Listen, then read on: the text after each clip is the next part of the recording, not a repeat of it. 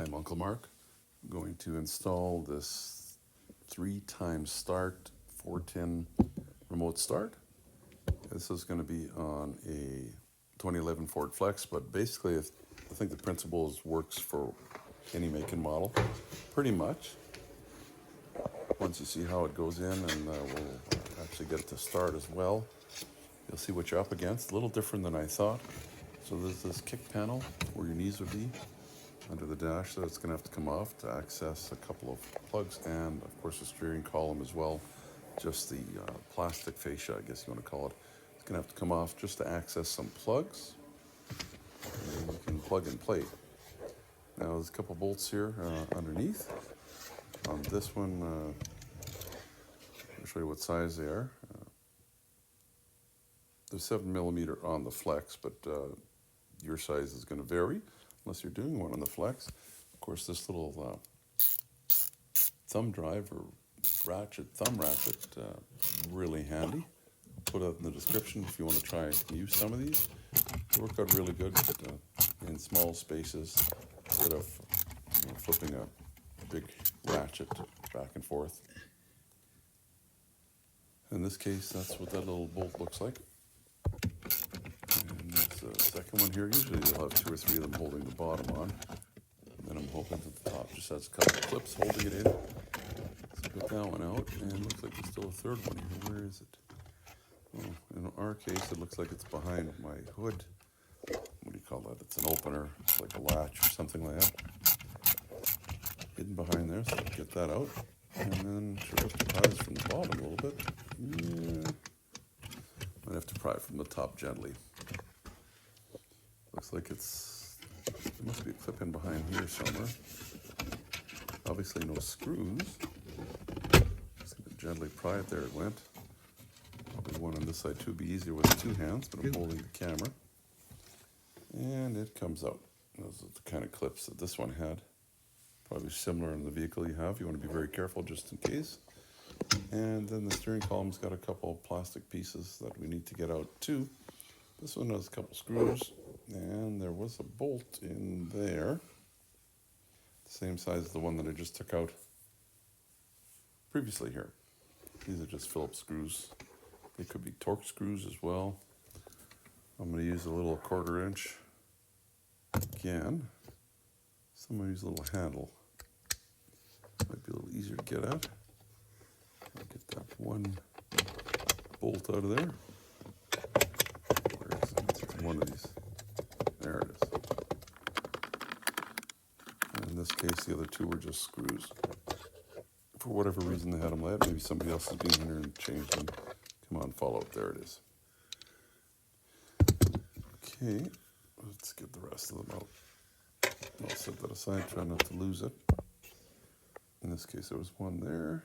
Looks like just a Phillips, and one there behind the adjustment there for the tilt.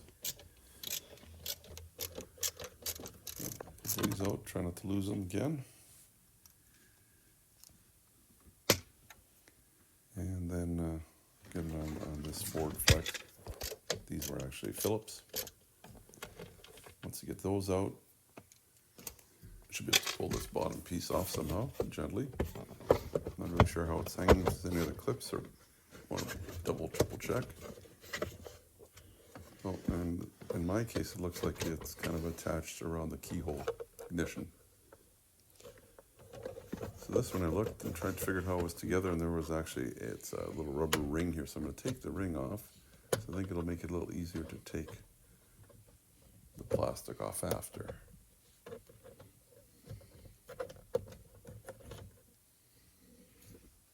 So this, you can see how it's put together.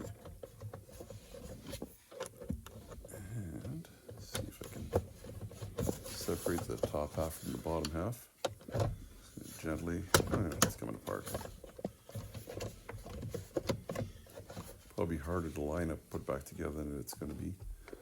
I moved the tilt arm there. So and this top piece, in this case, it looks like it comes off, but it wants to stay in there. It's like, well, as long as I have access to the top, that's all that really matters. And I do. Maybe I'll move this bottom piece out of the way. Don't want to break it. I need some access to some of the wires below and the clips or connectors.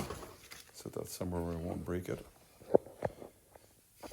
And there's also the OBD connector.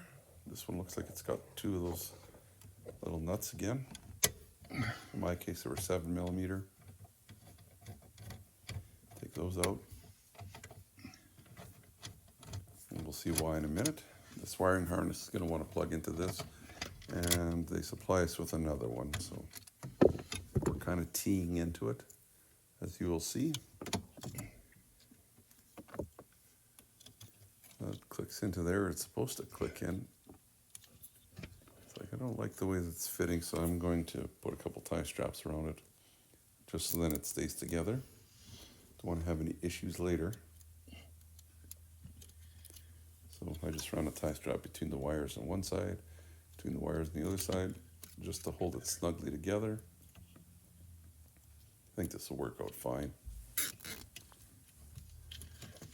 That looks tight enough.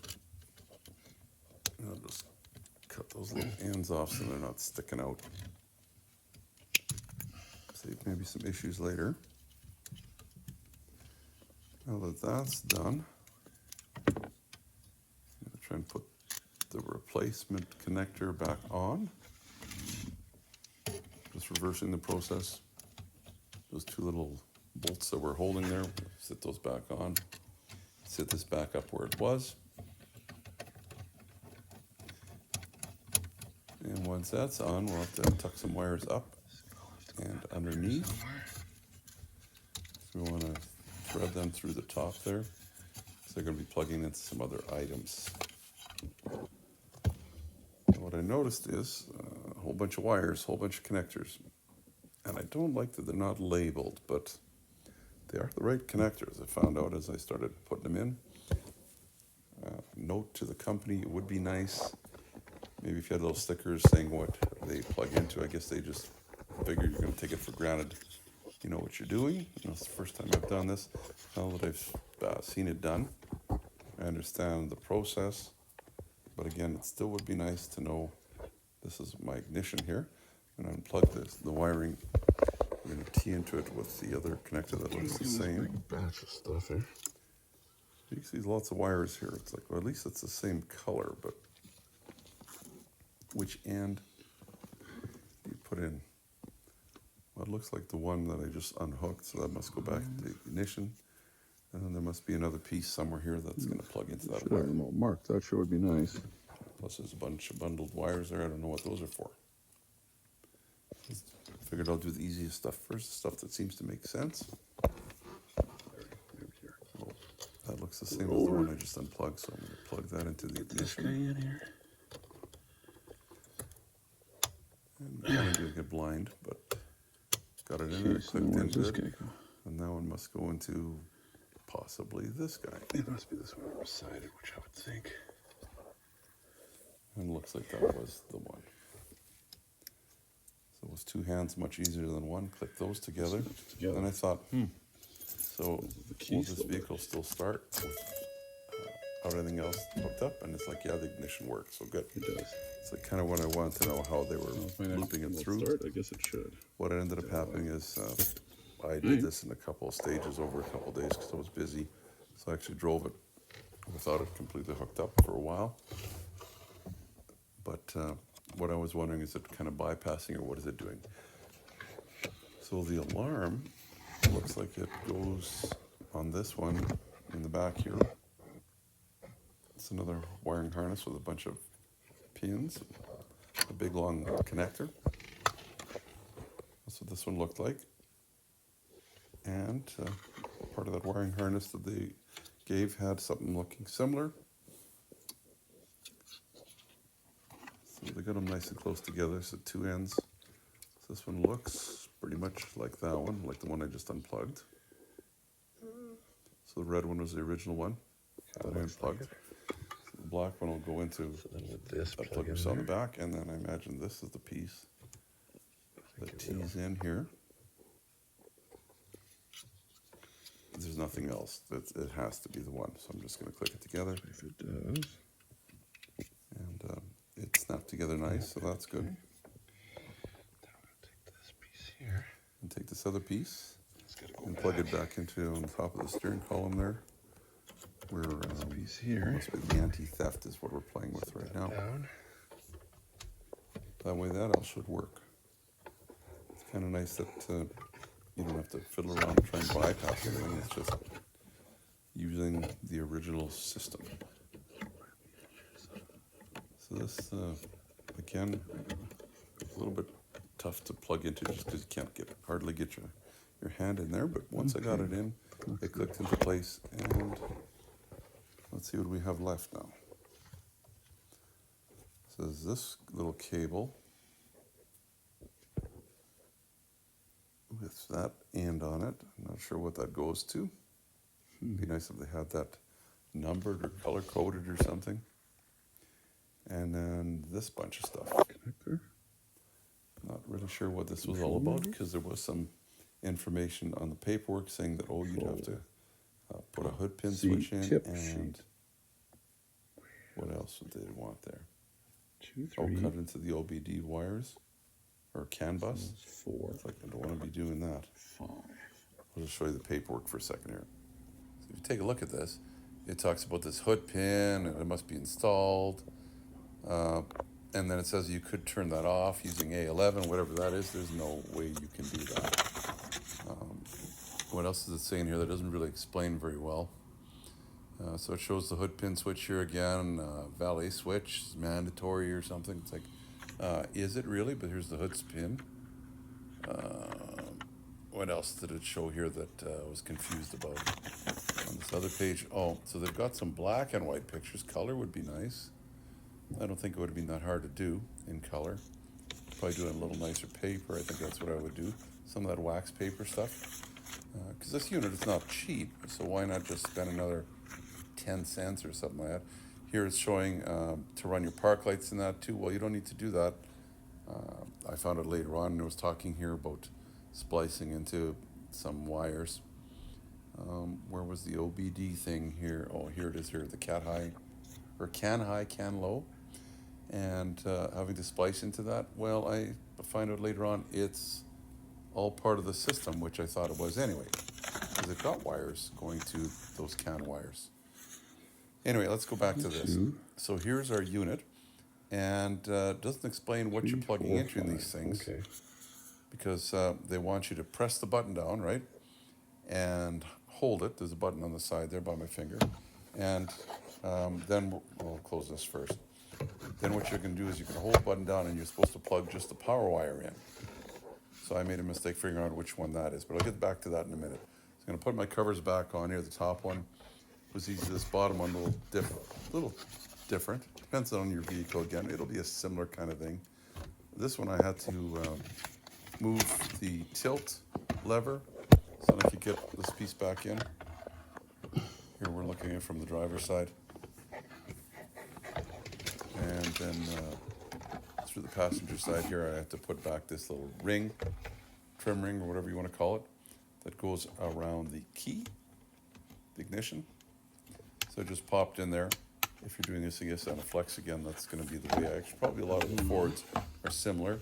And then just hit that between that lever for the tilt, and get the two halves to go back together. There should be little fingers or pins there that will line up.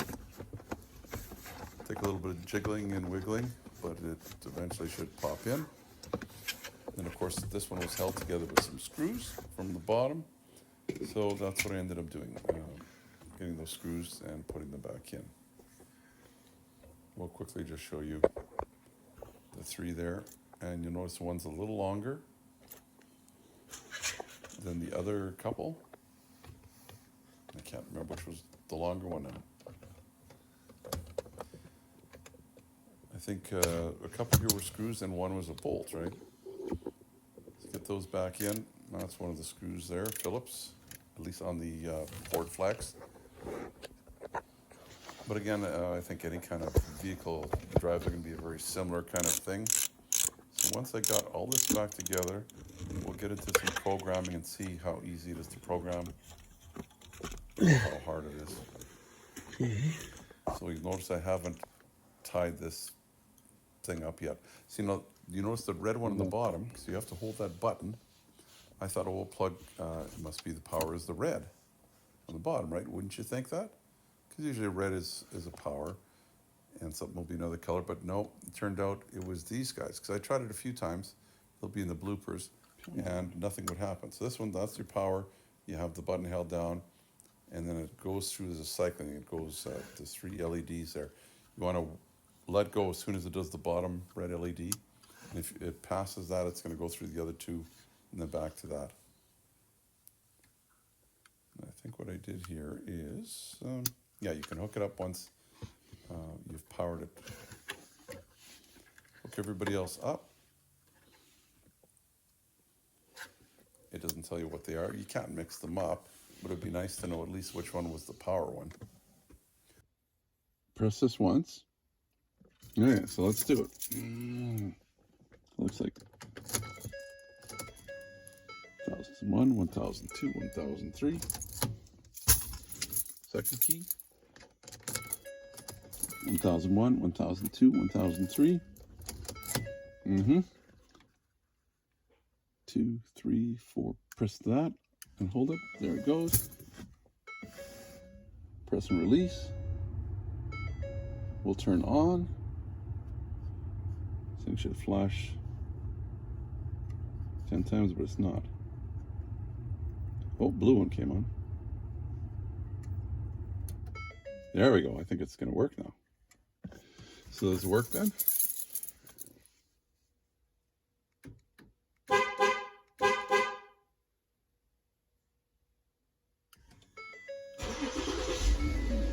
Wow!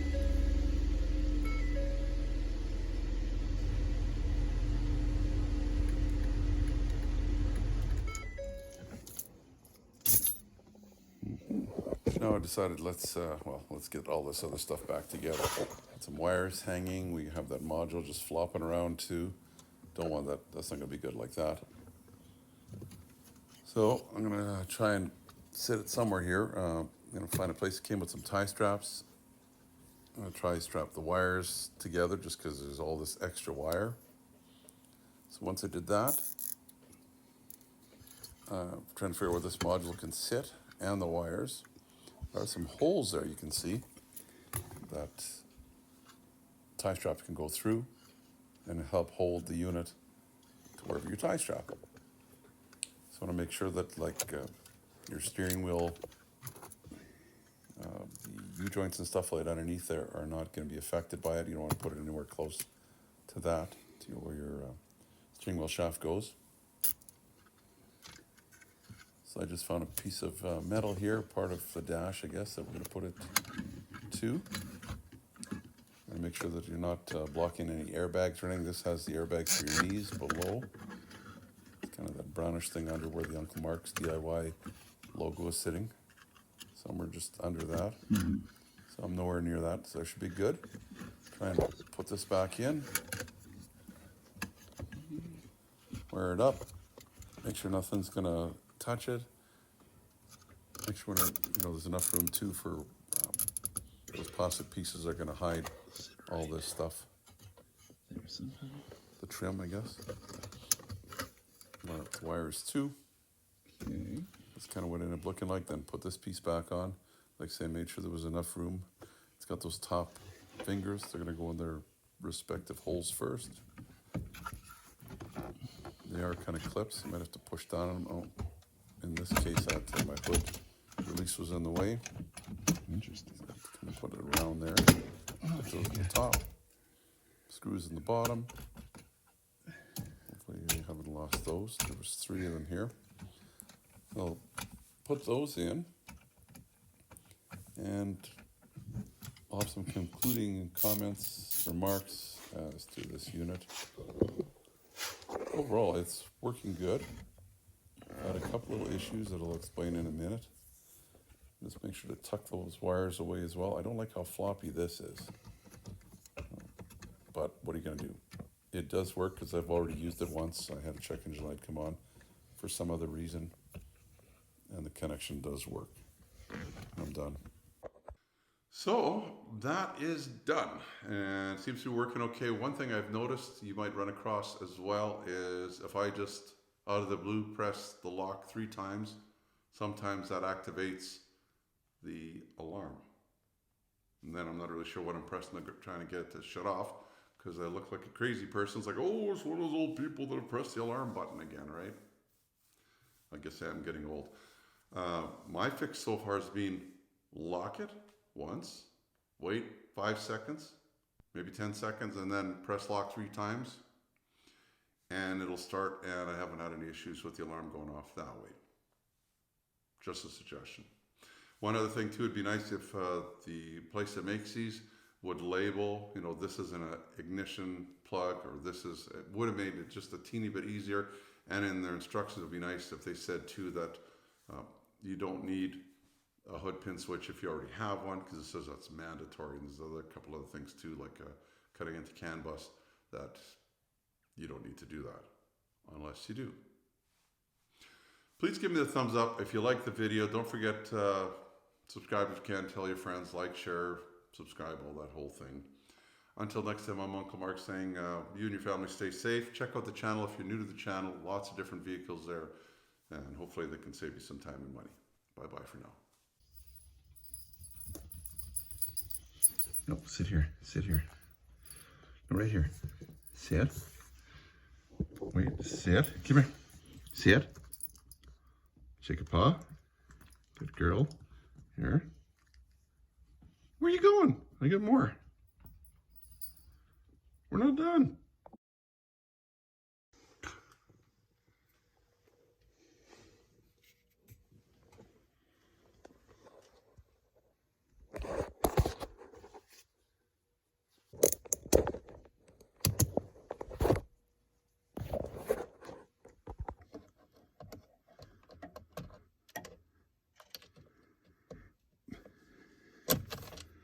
Come on.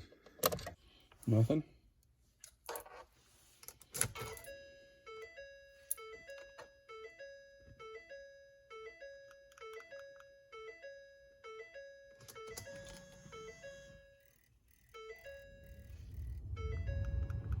Nothing? What's the issue here? Come on.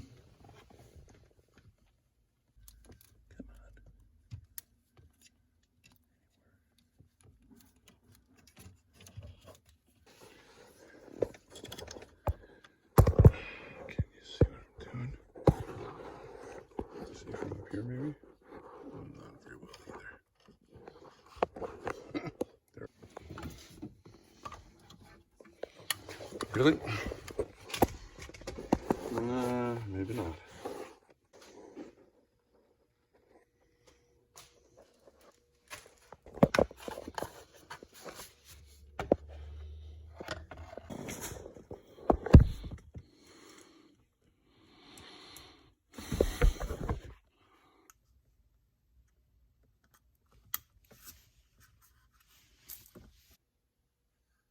Oh, crud. Let's do it again. Well, at least we know it could work. Until next time, I'm Unca Bonka Bonka. Step on the brake, doesn't help step on the thing. You do this.